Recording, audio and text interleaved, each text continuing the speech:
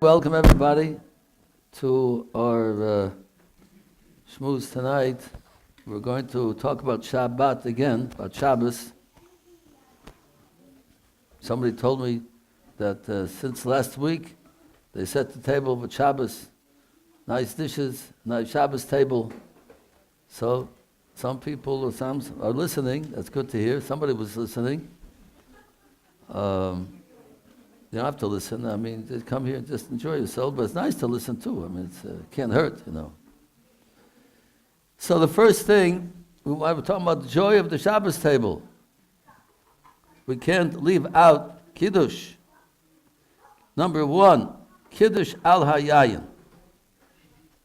Now it's interesting that the Jewish people do all important things out of a cup of wine. Shabbos, we have a Kiddush and a cup of wine. Yom Tov, Pesach, Shavuos, Sukkot, Rosh Hashanah, you make Kiddush and a cup of wine. Go to a bris, you make a bracha and a cup of wine. Pidyon Aben, the Pidyon, cup of wine. What else? Chasana, 2 cups of wine. Brachas Everson, brachas Hanasuin, on a cup of wine. What is this wine? Why do we make everything on a cup of wine? What's wine so special? So I'll let you in on a little secret. Number 2, gematria of yayin is 60. The numerical value of the letters of yayin is, because in the Jewish alphabet, every letter represents a number. So Yud represents how much? 10. How many Yuds in yayin? 20. And Nun is 40. So altogether it's 60, right? Yayin, they have 20. And the Nun is 70, right? 50 and 20 is 70. Yayin. Yud, Nun. Nun is 50. One Yud is 60. And the other is 70. Now, let's take, that's number 2. Number 3, the gematria of the word sod. Sod means a secret. How much is that? Samach is Samach. 60. Shishim. Samach. And Vav is Vav. Shesh. And Daled is 4. Get out your calculators, everybody. This is a tough one. Samach, 60, and 6, and 4 is 70. So you have Yayin is 70, and Sod is 70. They have the same numerical value.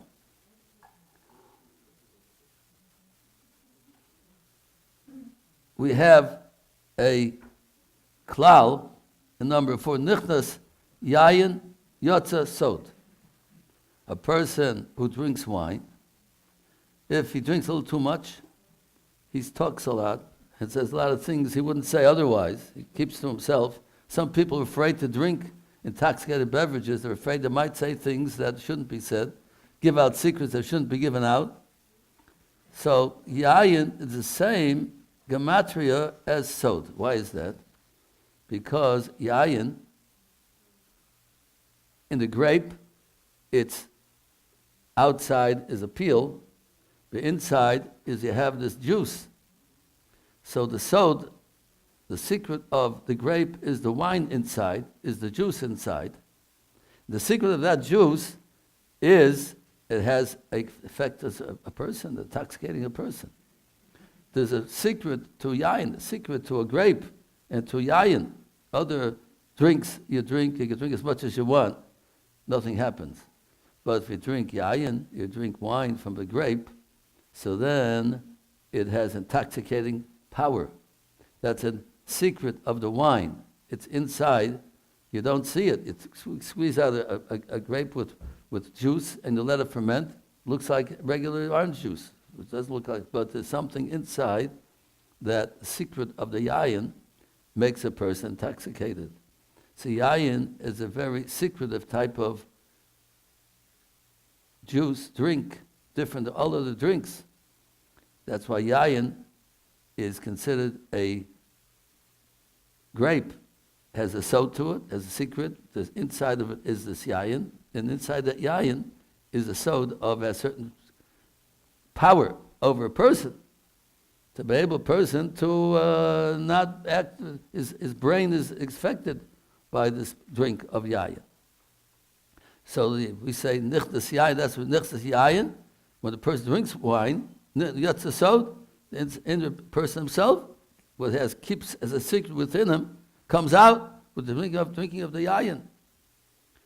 And that is really what happens on a Jewish occasion on the holiday of Shabbat.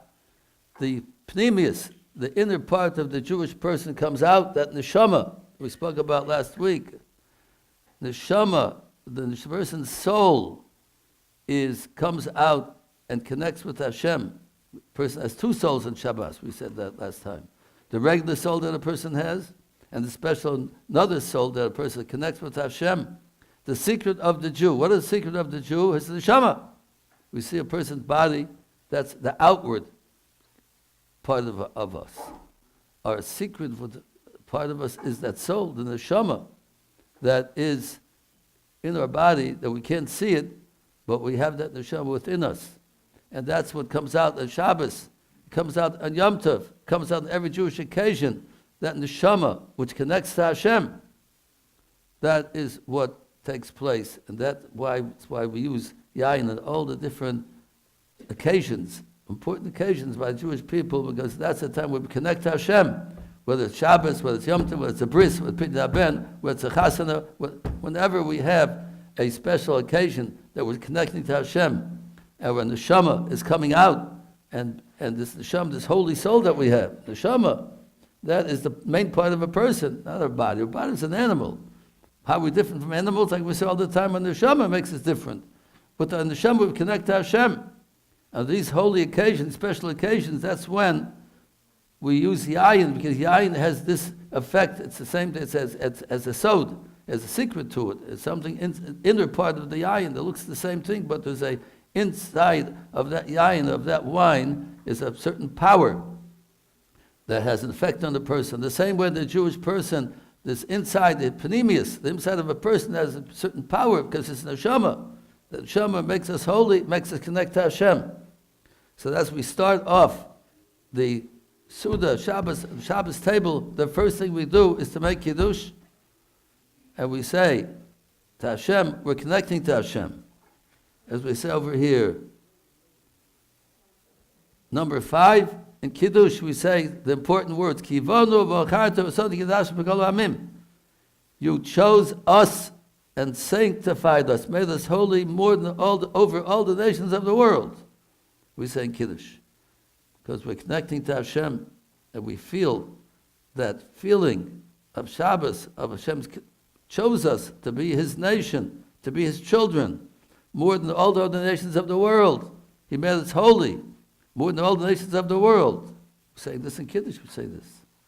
But the Kiddush on this wine that we're holding, that has hold in itself the secret of the power of wine. The Jewish person has the secret of the power of the neshama. That we connect to Hashem, that we feel the fact that He chose us and made us holy from all nations of the world. And number 6, we say also in Kiddush, sometimes we say the words don't realize what we're saying. Your holy Shabbos, you gave it to us with love and with acceptance that you inherited us with. Shabbos, Hashem gave us a lot of love. It's not, He wants us to be suffer on Shabbos, to be bored on Shabbos, like we said before. He wants us to be happy, to be uplifted, to be inspired, to be close to Him, to have that great feeling of Shabbos, the great feeling of being close to Hashem, close to God. What could be a better feeling than that? So these are 2 phrases that we say in Kiddush, which is so special. It's so uplifting. You chose us, sanctified us from all the nations, and You gave us Shabbos with such love that You gave to us. And this is over the wine that we're talking about, because the wine is what talks about pneumius, inner power. You don't see it on the outside, but take a drink of wine, you start feeling.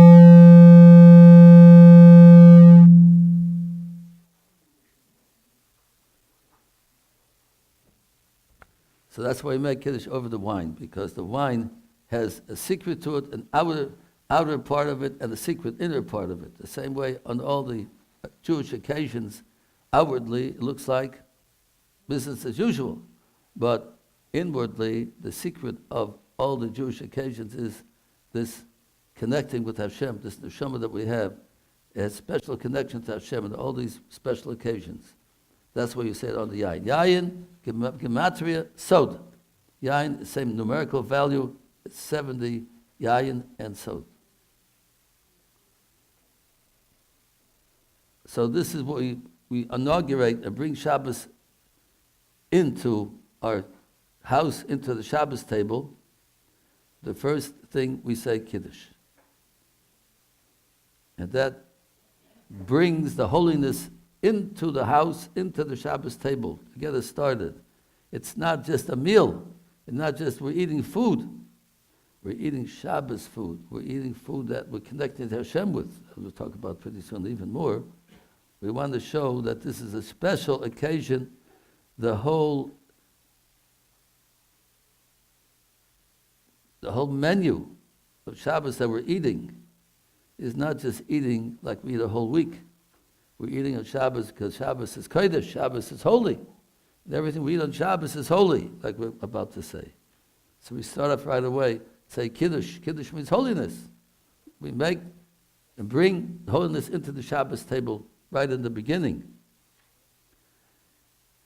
I don't know if we spoke about last week that we cover over the challahs with the covering. We spoke about that last week. I mentioned it. Because of the manna that came down from Shemayim, the Jews we have two challahs we mentioned, because they had a double portion of man in the midbar, the food that the Jews ate, and the manna it's called, the man, and the Shemayim came down food in the midbar for 40 years. When the Jews were in the desert, they had this man every day, came the portion for everybody. They collected the man for everybody in the family, and Erev Shabbos came a double portion, because no man fell on Shabbos. Hashem gave them the double portion of man on Erev Shabbos. Therefore, we have two challahs to remember that great miracle that Hashem gave them the man, to remind us that Hashem gives us our food. We don't give it ourselves. It looks like we're giving ourselves. We go to work and we make money and we buy food, but Hashem is behind it all. He gives us the power to work and the power to buy. Without Hashem's giving us power, we'd be dead. We wouldn't do anything. So we have to remember Hashem gave them in the midbar. That was so obvious then that Hashem gave it to them. But we have to realize also now it's not so obvious. It looks like we're doing it. We're going and working and making money and buying. No, Hashem's really behind it. He gives us the money. He gives us the stamina and the power to do what we're doing. But that man was covered over with a covering on top. Came every day. Came down dew on the bottom, on the ground. The man came on top of the dew, and another layer of dew came on top of the man. Keep it fresh. That was it was insulated with the man on the bottom, man on the top. So therefore, we cover over the challah with the covering, remembering the miracle that God gave to the Jewish people. It wasn't only man they could just live on and not die from. It was good. It was delicious. It was fresh and good. Hashem preserved it with the covering on top. Like we said last week, anything you wanted to taste in the man, you were able to taste. If you like pizza, you taste pizza. Like steak, you taste steak. With special food from heaven that Hashem gave to the Jewish people. So we have to remember that on Shabbos, how good He was to us in the midbar, in the desert, those 40 years. Not one day was missing, except for Shabbos. Of course, they had double portion. They had enough for Shabbos too. And I'll mention now already number 10, a kugel.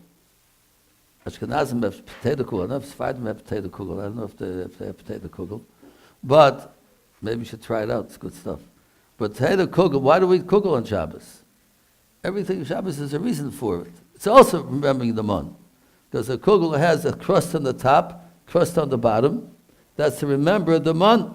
That Hashem gave a covering of dew on top, covering of dew on the bottom. And that's when we eat the kugel, we're supposed to think about, besides tasting good, But remember Hashem's nisim, miracles he made for the Jewish people in the desert for 40 years. He kept them alive with this food, especially for the man. So we have all these different remembrances of the man that Hashem gave to them. Something to think about, tell the kids about, talk about. To show Hashem's with the Jewish people watching over us at all times. Now, why do Ashkenazim eat gefilte fish? Gefilte fish is a fish that's ground up in the grinder, and you put a few things in it, some eggs and some matzah meal, and some pepper and some salt and some carrots, and it depends. Everybody makes it. Very good type of fish, gefilte fish. Why? We say there's reason for everything. Why do we eat gefilte fish for on Shabbos? The reason is for everybody.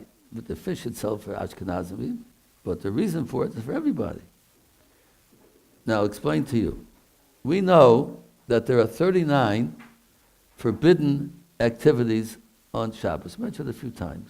Planting and cutting and different cooking and washing, all different malachas called different types of activities that are forbidden to do on Shabbos. One of them is called Borah, choosing psoilus from the Michael. How it's translated in English? Separating that which is undesirable to eat from the rest of the food is one of the 39 forbidden malachas. You're not allowed to take out the bad from the good. If you have some type of food, and let's say you have a fly that falls into your cup of soda, you're not allowed to take out the fly by itself. That's called boyer. You can't take the bad from the good. You have to take a little salt along with it. Take a spoon and take along with it. But the fly by itself, you can't take it out. If you have a bone in the fish, you cannot take the bone out of the fish because a bone is psoilus. It's undesirable. So that's one of the 39 malachas you're not allowed to do in Shabbos. We can give 1,000 examples, but the bottom line is that if you have something that you want to eat or you want to use, and there's something undesirable with it, you can take the good from the bad, but you cannot take bad from the good. So we know that when you eat fish, a lot of times they have a lot of bones in the fish. And we're used the whole week when we eat fish, we take out the bone, they have those little ones, big ones, these little ones, sticky ones in the fish. And we're used to it the whole week to eat fish like that. And be careful not to get stuck bones in our mouth, in our throat. So we take out the bones. So Shabbos comes along. It's a mitzvah to eat fish on Shabbos. Every suit to eat fish on Shabbos. So Jewish people will make fish, delicious fish on Shabbos. They'll be eating it and then forget themselves. Taking out the bone, they'll take the bone. You're not allowed to take out the bone. You can take the fish off the bone, but you can't take the bone off the fish. So it'll be easy to forget about it. And you might, chas v'sholem, go against the law of Shabbos, taking out the undesirable, the psolis from the oichel, take the undesirable from what you want to have. So therefore they came with a very good solution to the problem. Grind it up. If you grind it up, there's no bones anymore. The bones are ground up. Rest and do any malacha, any activity which is forbidden on Shabbos. So that's where it comes from. It tastes good too, so it's not a bad idea. If you know how to make it, that is. So that is a reason. Now, if let's say somebody's eating fish that's not gefilte fish, you're allowed to eat it, but you have to be careful. Even salmon, sometimes the bone, and all different types of fish. White fish certainly has bones in it, and if you eat white fish, that type of fish, we have to be careful. Take the meat of the fish out from the bone, but don't pick out the bone from the fish. Now let's take some of the meat along with it, but the bone by itself, the fly by itself, is forbidden. And that is the story and the history of gefilte fish. Any questions? I think it's pretty clear. What? Where'd the carrot come? The carrot. To make it taste good. To support the local farmer.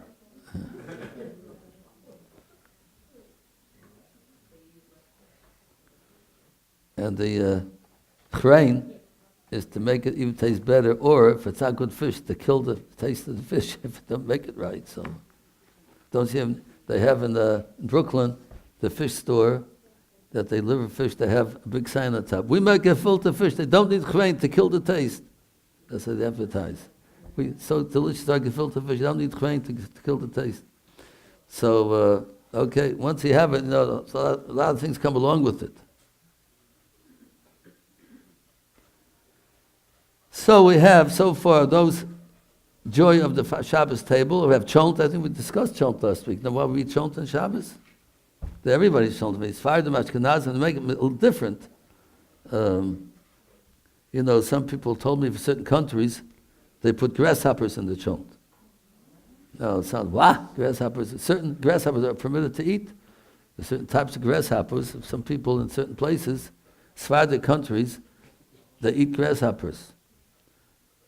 Not the type we see. Grasshoppers are worth thick. They have a lot of meat on them. The big grasshoppers, but not people don't eat because we have to have certain criteria in order to eat grasshoppers, and we sort of lost the signs of a kosher. When it comes to animals, have split hooves and choose its cut. So animals, cattle, that's the sign of a kosher animal, split hooves and choose its cut. So we know that's a kosher animal.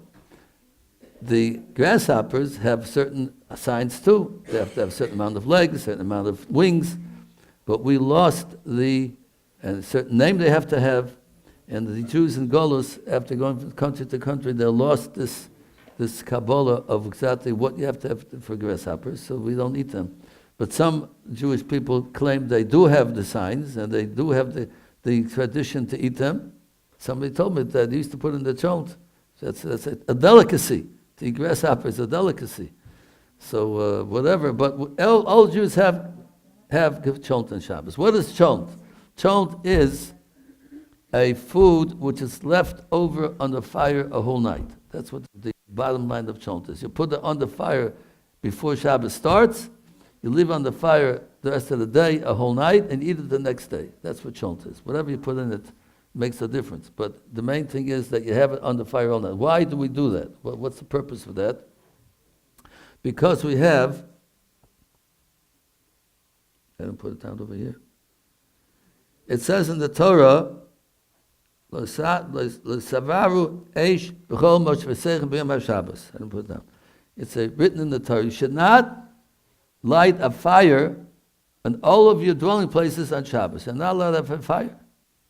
So there were those who mistakenly translated it, you're not allowed to have a fire a whole Shabbos in your house.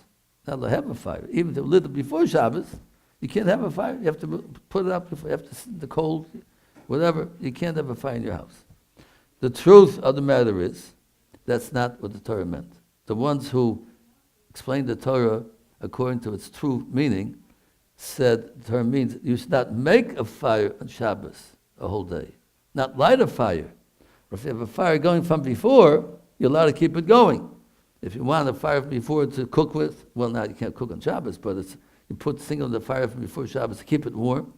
Or you want to have heat on Shabbos, you make a fire from before, and it can burn the whole Shabbos. You can light a candle before and let it burn the whole Shabbos. So we wanted to show the world that this is the true meaning of what Torah meant, not those who mistakenly said the wrong idea of Shabbos. You're allowed to have fire. So therefore we show them, listen, we make a fire from before Shabbos, and we put a food on the fire, and it goes whole Shabbos, and we eat it the next day, to show that this is the true meaning of what the Torah is saying. You're allowed to keep a fire going if you made it from before, but as long as it's there from before, there's no problem. To exclude those who translate it means you're not allowed to have a fire on Shabbos. That means when Shabbos comes, they put out all fires. You can't have any hot food on Shabbos because they have to put out the fire. So we want to show we don't recognize that translation, that idea that they're saying in the Torah. So that's what Chomp comes from. It's an old tradition and the proof is, if you want to see how old a tradition is, we see if Sephardim and Ashkenazim have that minhag, we know it went back way from before. So they both have it. Things that only one has, Sephardim and Ashkenazim, that came later.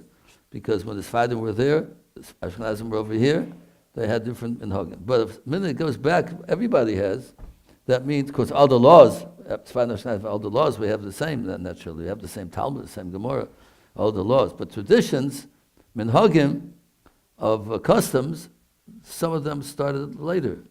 But a custom that both Ashkenazim and Sephardim have, that means that custom went way back before they separated. That's an old custom. This Chomp is an old custom. All Jews, wherever they are, everybody's a Chomp to Shabbos, because this goes back to the time of even before the Gemara, in time of the Gemara, that they had this big dispute of what the Torah meant by not making a fire. And that was way before Ashkenazim and Sephardim. So that minhag came then already from before. So, in number 12, we have Oneg Shabbos, to enjoy pleasure on Shabbos. So whatever food we have, some foods are traditional for reasons, like filter fish has a reason, Chomp has a reason, kugel has a reason, and other things that also have reasons. All foods that we have on Shabbos, and Yom Tov, and the holidays, certain foods that we have a certain type of food on Rosh Hashanah, Yom Kippur, every Yom Kippur, and Purim, but they all have different types of foods and different reasons for them. But we want to have food that we enjoy. There's a mitzvah on Shabbos to have pleasure, to enjoy our food for Shabbos. Somebody mentioned last week about how the kids like frankfurters, so you can have some frankfurters too. Something that we enjoy, the food that people enjoy, we're supposed to have on Shabbos, to have pleasure from Shabbos. So naturally the foods that we have traditional have to be made in the way that people enjoy it, but whatever food we consider that is special to us, that's what we should have in Shabbos, only Shabbos. Why? And we have Zemiras on Shabbos. We sing Zemiras on Shabbos, special Shabbos songs at the table. And what the purpose of having good food on Shabbos is, the simple meaning, is because we want to remember what this world is all about. This is not the main world. The main world we're living in, this world is only temporary, but Hashem created the world to come, which is eternal, which is forever. And we're in this world to work hard to earn our reward for the world to come. And we have that mashal, example, a person who works hard to make good food for Shabbos, he'll have food for Shabbos. If the balabasta will make the kugel, and make the lachmaji, and make the kibbeh, and make whatever, chicken soup, whatever they make before Shabbos, you have to work hard to make it, then you enjoy it on Shabbos. To remind us that we have to work hard in this world to come to the world to come. That's the Shabbos. Yom Shekula Shabbos. That's the total Shabbos, the world to come. No pain and no hard work, just enjoying, being close to Hashem, the greatest enjoyment possible. We sit down to the Shabbos table, we think, where do we get this food from? Well, you had to work hard to get it. It doesn't come by itself. You have to make, of course, today things are much easier. You have all the different electric appliances. But in my time, when you made a kugel, you had to take the ribeyes and take the grater and my mother used to take them and rub the potatoes on the today you just put it in the blender, you have run 1, 2, 3, all these things today, but you still have to do something. It doesn't come by itself. So remember, Hashem says, just like Shabbos, you're enjoying yourself, but you had to work to get that enjoyment. Think about the world to come, do Hashem's mitzvahs, keep His Torah, and all these things will bring us to the world to come that will enjoy the ultimate enjoyment, the ultimate pleasure of being close to Hashem. And that is why Hashem created everything, for us to come to that time that we'll be able to enjoy all the fruits of our labors in this world. It's a difficult world to go through, a lot of pain, a lot of sorrow sometimes, and a lot of different difficulties, but we have to go through it believing in Hashem and do what we have to do, and that's what's going to bring us to the world to come, with no pain and no suffering and no problems. Will be total clinging to Hashem with the pleasure of Olam about the world to come. So that's what Shabbos. We have this one called the small Shabbos. And the world to come is the big Shabbos, blessed Lavai, the future that we all want to look forward to and do what we got to do to get there. So we hope that everybody will, as we're different, every week we're going to Shabbos now for a few times, to think about it A little bit more. Time for Shabbos. We don't keep Shabbos. People don't keep Shabbos. Do a little bit more. People do keep Shabbos. Do a little bit more. Make Shabbos even holier. We have to do our best to keep Shabbos and to always feel that we want to be elevated a little bit more for Shabbos. We hope that by talking about it, explaining it, we hope that everybody will be inspired and get into Shabbos even more. Okay, who's going to in charge of the questions? Rabbi Reichman. Okay. You weren't here last week, right? But they talked about you. Whenever you're not here, they still talk about you. It's Rabbi Reichman's question. That's for Rabbi Reichman. Okay, let's hear. Okay, so we'll start off with a question from the room before we go to online questions.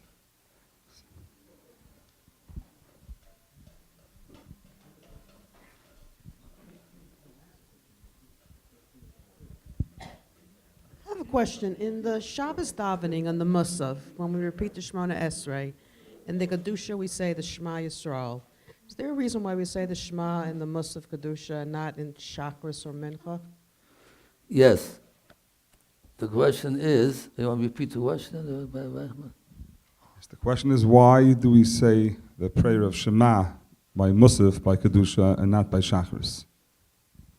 It's a very interesting reason for that, because there was a time, like many times, that the non-Jews who don't like the Jews made a law that Jews cannot pray, cannot say Shema. Of course, we're supposed to say Shema early in the morning, before 3 hours of the day. It's around 9 o'clock. We're supposed to mitzvah Shema Yisrael, Shem Echad. We have to say once in the daytime and once at nighttime. Shema Yisrael. We have to say that's the Torah law. We have to say to Shema, here the Jewish people, Hashem is the only one. He's our God. He's the only one. We have to take upon ourselves God's presence, realization that He's the Creator and He watches over us and He gives us what we have. So we have to say that Shema Yisrael once in the morning, once at night. So there was a certain period that the Goyim made a law: don't allow the Jews to say, like in Russia, you're not allowed to, don't make any Jewish ceremonies. Don't allow them to pray. So they used to stay around for a few hours of the day and make sure no Jews prayed. After they left, then the Jews would say Shema when the Goyim were not watching anymore.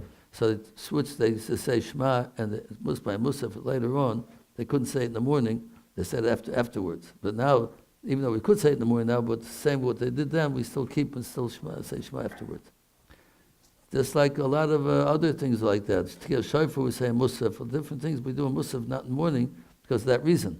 It was put off because they wouldn't allow the Jews to do it in the morning, so we do it in the afternoon, later on. We have a question from Yisrael Schwartz, who's watching online. He says, "Good evening, Rabbi. I've heard many varying positions on using a non-Jew to do work for a Jew on Shabbos. Is there a more simple rule of thumb to use when no rabbi is around on Shabbos to ask the question?" So what exactly? He wants to know if you need something done on Shabbos, when is it permitted? Amir Lakim, when is it permitted to ask a non-Jew to do something on Shabbos? A general rule of thumb. Well, that's a very complicated question. We usually don't take halakha questions. But the general rule is you cannot tell a non-Jew to do something for Shabbos you're not allowed to do by yourself. That's number one.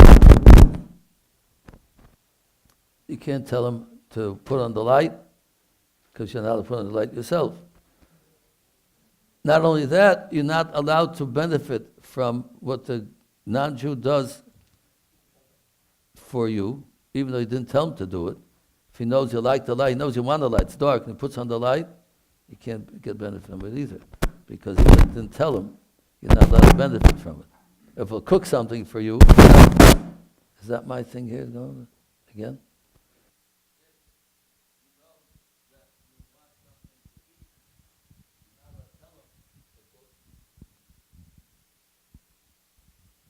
Is it working? If you want something to eat, you can't tell a non-Jew to cook something for you. And if he knows you want something to eat, he does it by himself, you're not allowed to eat it either. So those are the general rules that forbid a person to get the things done by a non-Jew. What is permitted there's a lot of different details, but just to give an idea, if he does something which is not totally necessary, for instance, if there's light in the room, it's possible to read if you really try hard, but it's not convenient, then if the non-Jew puts on the light, it's okay, because it was not pitch dark. You could have gotten along without it, but it's better to have it. So then you'd be allowed to, if he walks in, the non-Jew, and sees that the light's out, and you're having a hard time reading, even though you could read, he puts on the light, you're allowed to read by that light. You get pleasure from that. Or you can't tell him, put on the light. We can say, it's pretty dark in here. Boy, I wish I had some light. If you don't tell him directly, so then it's also because you didn't tell him to do it, and you didn't derive a real benefit from it, because you could have read without the light anyway. So in a case like that, it's permitted to be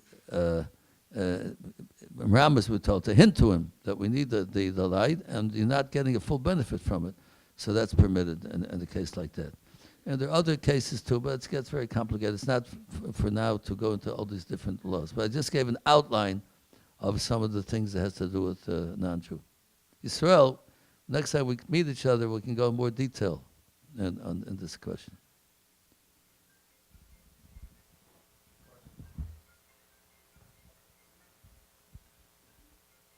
There's a famous song they sing on Shabbos. I'm sorry? Oh, it's hello everybody. There's a famous song that people sing on Shabbos that goes, just one Shabbos and we'll all be free. It seems that my understanding is that there's a chazal that says that if all the Jewish people will keep a Shabbos, then the Mashiach will come. Is that true? That's the first question. The second question is, does it have to be every in particular Jew in the whole world at that time, or could it even be like one community? And the third question for that would be, wouldn't it be smart to pool all the resources of the Jewish people, if it's true, and just try to get all the Jewish people to keep a Shabbos, and that way we don't have to invest in all the tzedakah programs and all the other missions that we have in the Jewish people. We'll just get everyone to keep a Shabbos, and the Mashiach will come. Number one, it's true that if all the Jews kept the Shabbos, and it means everybody, and what you're saying now is very impractical. If you have the way to do it, let's get with it. Get everybody to keep Shabbos.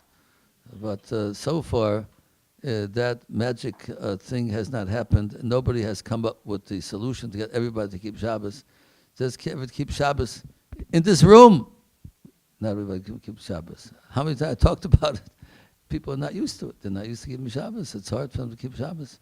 In the whole world, they can keep Shabbos. In the meantime, till that happens, we have to have tzedakah programs and this program, that program, because in the meantime, the poor people don't have any money to eat, any money to buy food, and the other people have all kinds of needs. We can't neglect them because we're waiting for everybody to keep Shabbos. So if you have the formula to get everybody to keep Shabbos, more power to you. Let's get with it as soon as possible. As soon as we get out tonight, let's get with it. We have an online question. Is there some sort of dress code for Shabbos? Yes. We say Mikra Kodesh. It's a calling of Kedusha that every person is supposed to have special Shabbos clothing. Just like when you go to in a formal occasion, people go to a wedding, they put on the nice clothing. They go to any type of important event, they put on nice clothing. Shabbos, certainly, and Chomp, holidays, we're certainly obligated to put on nice clothing. We're supposed to wash ourselves before Shabbos and to be clean, our bodies clean, and to put on special Shabbos clothing. The mitzvahs, everything should be different from head to toe. For a person with a hat and a suit and a shirt and the shoes and everything, the women's clothes and men's clothing, we have mitzvah to put on everything different for Shabbos, the covered Shabbos, the under of Shabbos. Definitely is such a mitzvah, and it certainly is performed by all people who keep Shabbos. The only time that might be a Yotzim min HaKlal is if Tisha B'Av comes out on Shabbos, or 9 days in Shabbos. Some people don't put on Shabbos clothing, and the fasting of comes out on Shabbos. Some people don't. But we abide by the opinion that even Tisha B'Av comes out on Shabbos, we still put on Shabbos clothing. So that's how important it is. Rabbi, I have a question for you. Talking about kosher, how do you make clothes kosher?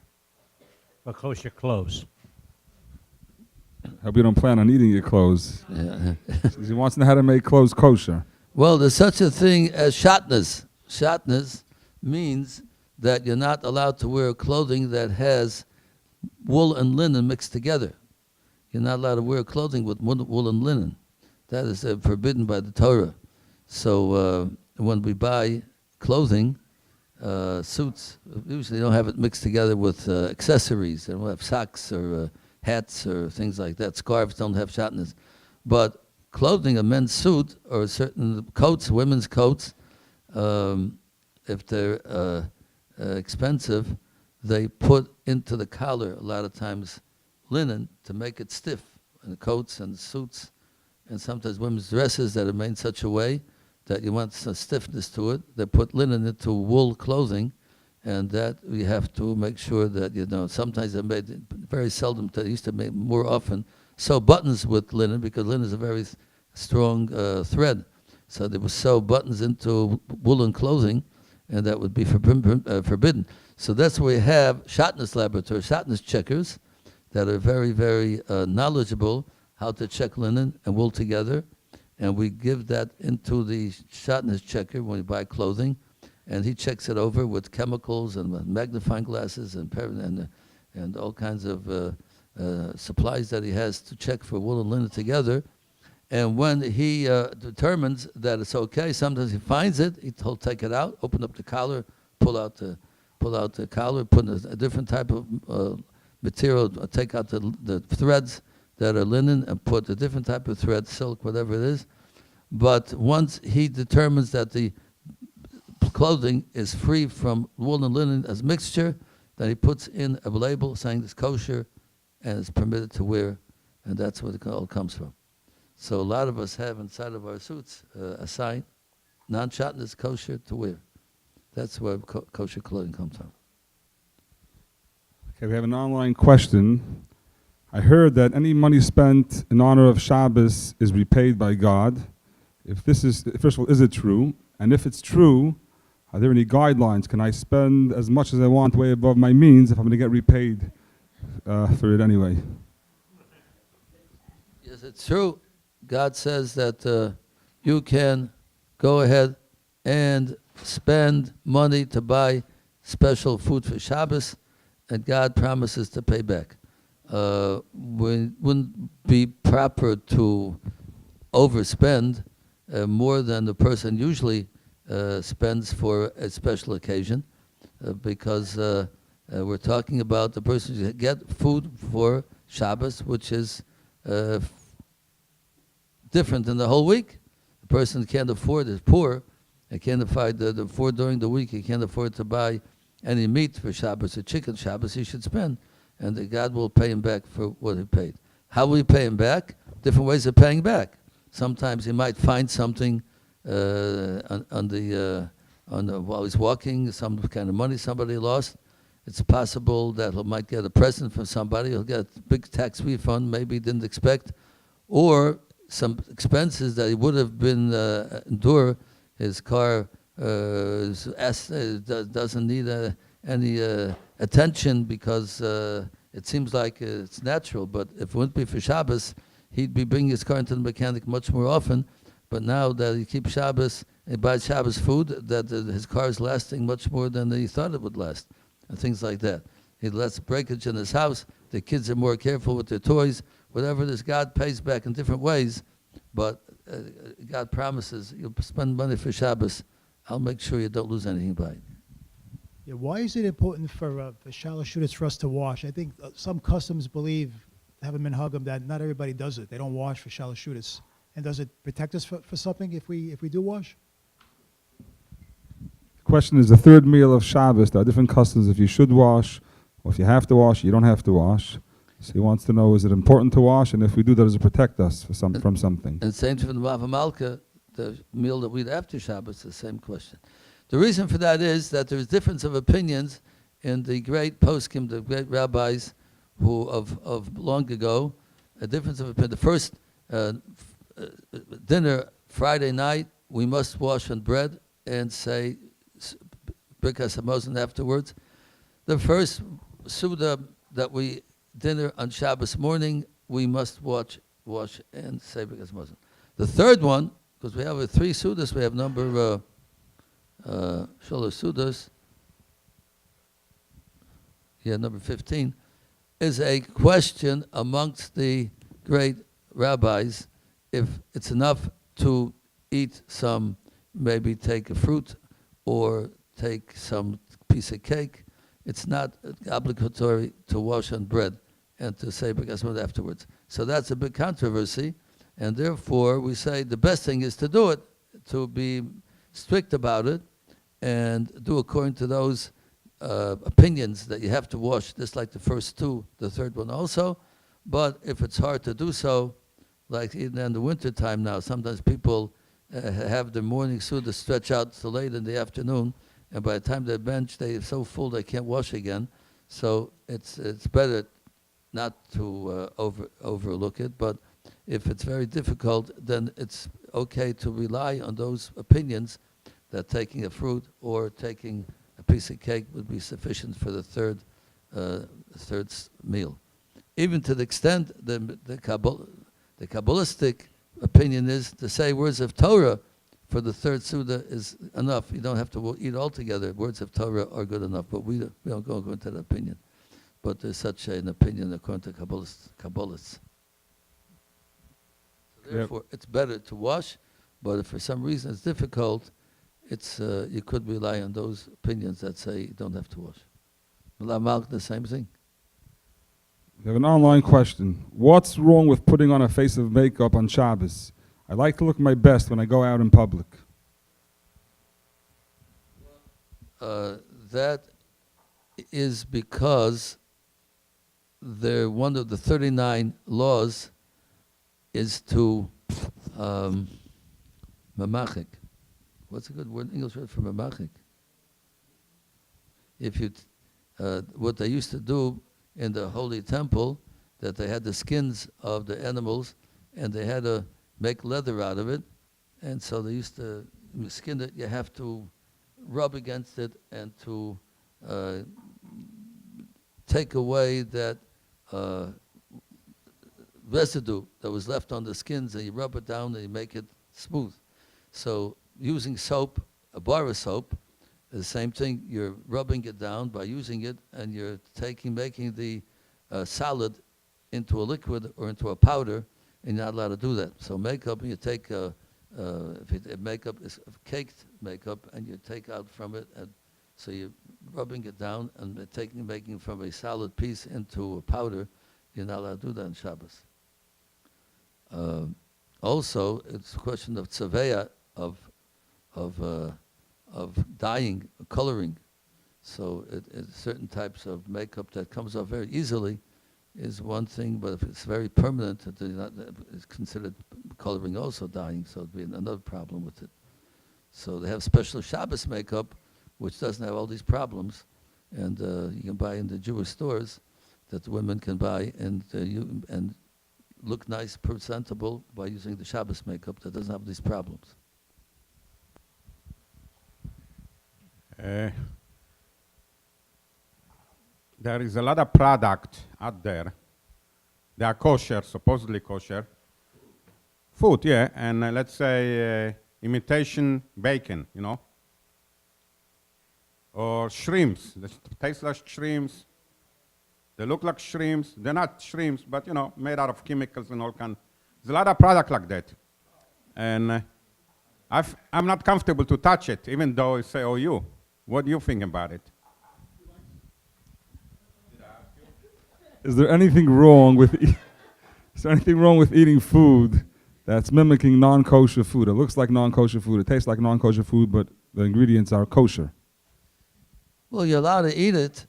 There's a lot of people like you feel does. We have so much food to eat, and so much good kosher food to eat, and so much food that all types have to have shrimp. What do you have to have shrimp? You have to have bacon. What do you need it for? It's like you don't have to. It's called a manuval b'shus haTorah. There are certain laws that are permitted, but you don't have to take everything of this world and get the pleasure of everything that there is. I have to have every pleasure, everything. It's not the theme or the spirit of the law. It's not against the law, but it's not the spirit of the law. You don't have to every type of thing. If it's not kosher thing, I have to taste it because it's not kosher. If it's not kosher, forget about it. What do you need it for? So that's not the spirit of the law. But you can't say a person who's eating it is not doing a sin. If he's eating it, it's kosher, but it's just not in the spirit of the law.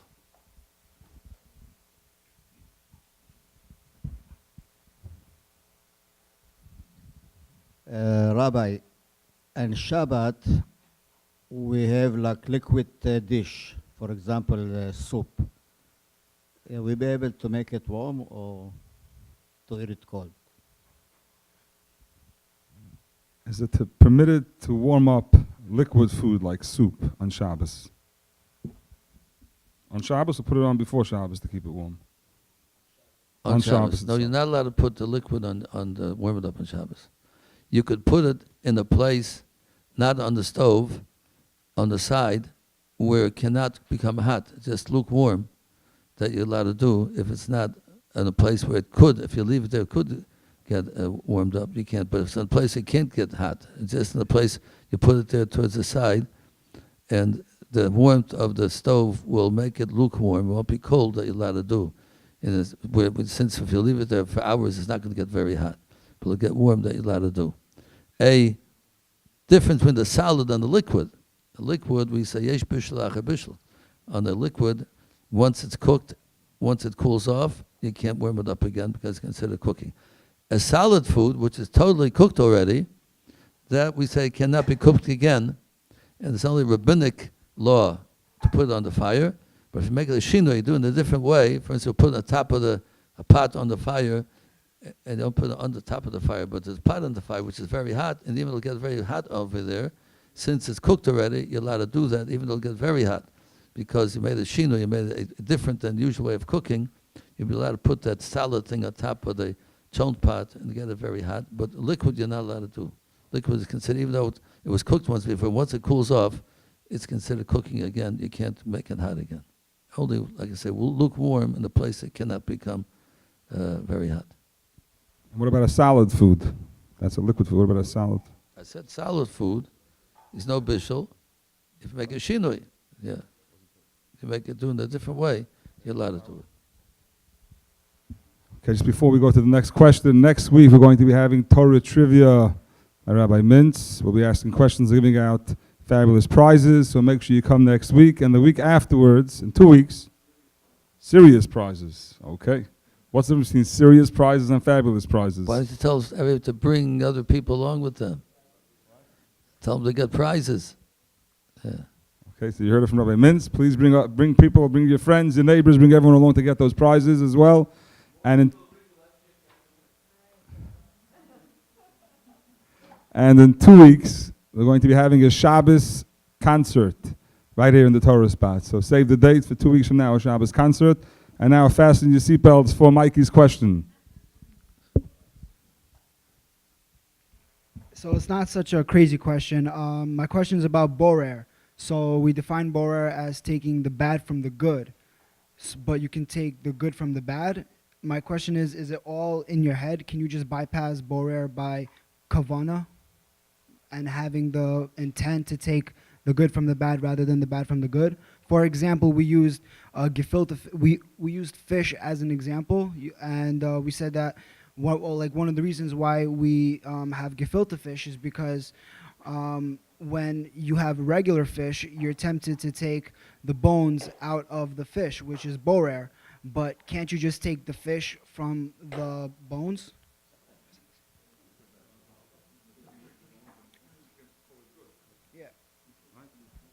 I think what he wants to ask like this is what I understood.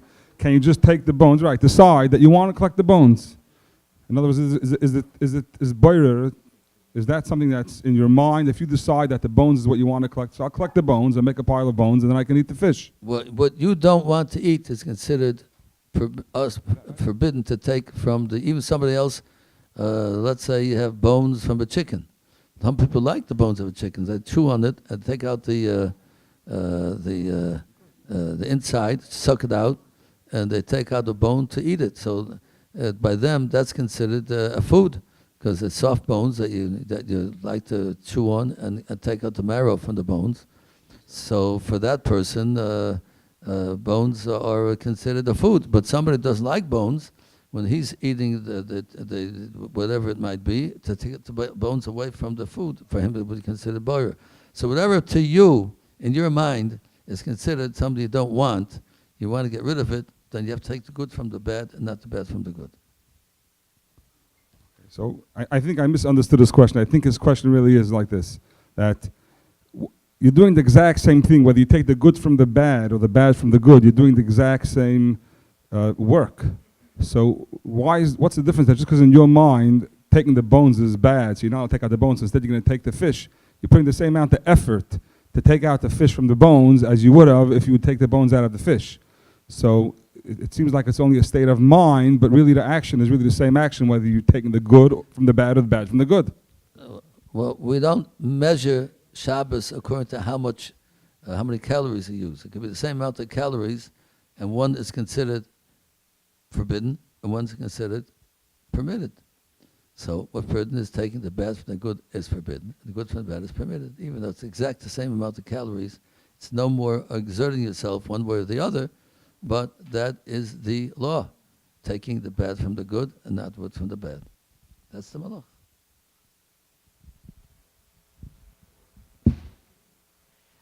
I light the candle for my kids and my grandkids. Is normal or not? Shabbat candles, sure.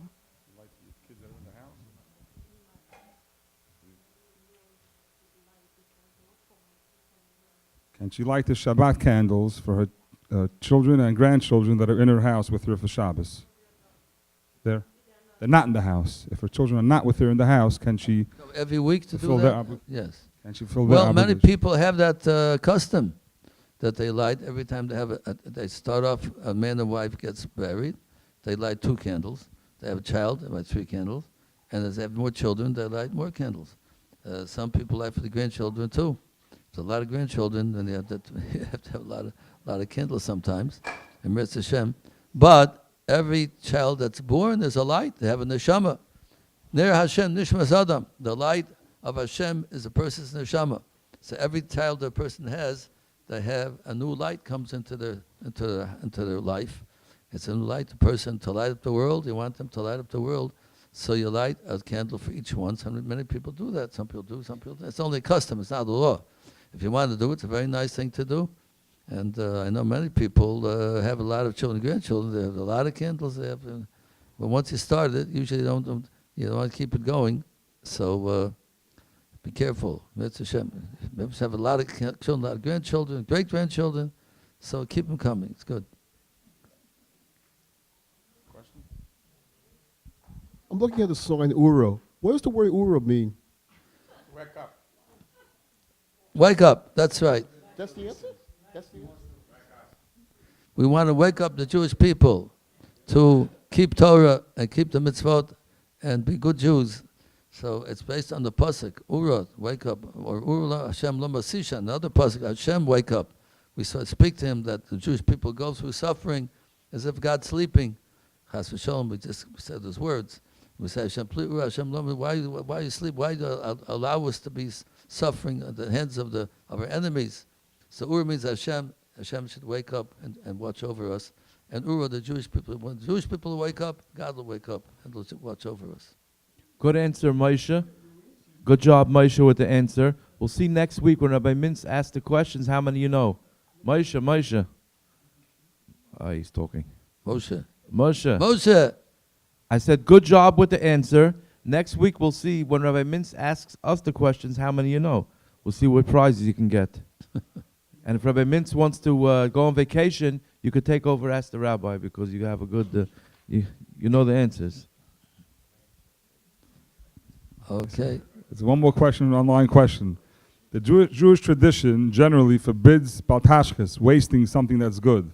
So why is there a custom when baking challah to take off a piece of dough and either burn it or throw it out if you're not supposed to waste something that's good? Well, the reason for that is you're saying when a woman makes challah or bread, she takes off a piece and she burns it and you don't use it. So we have a law about Tashkent, not allowed to destroy and waste food. How could you go ahead and take off the challah and burn it and waste it? The answer is because there are certain items that we have to give to the Kohanim and the Leviim, since they are not from those who get a land in Israel. All the other branches get, Reuven, Shimon, Levi, all got a portion of the land, but Levi and the Kohanim did not get a portion of the land because they're busy in the Holy Temple and busy teaching the Jewish people. They have no time to work the land. So we have to support them by giving the truma. You have to give from your produce that the Jews had. They had to give part of it to the Kohanim Leviim. They have meiser, a tenth. They have to get tithing their tefua. And one of the things they have to give to the Kohanim is challah. It's called challah. Not what we call challah. We call challah. It's called the mitzvah of challah. Means that from every dough that a Jewish person makes, he must take off part of it and give it to the Kohen. So that's when the time of the Holy Temple was standing. Today, we can't do, we have to take off. If you don't take it off, you're not allowed to eat it. If a person makes bread and does take off challah, you're not allowed to eat it. So you have to take off the challah. But we can't give it to the Kohen anymore today because Kohanim are not officially purified the way they're supposed to be because the temple is not standing.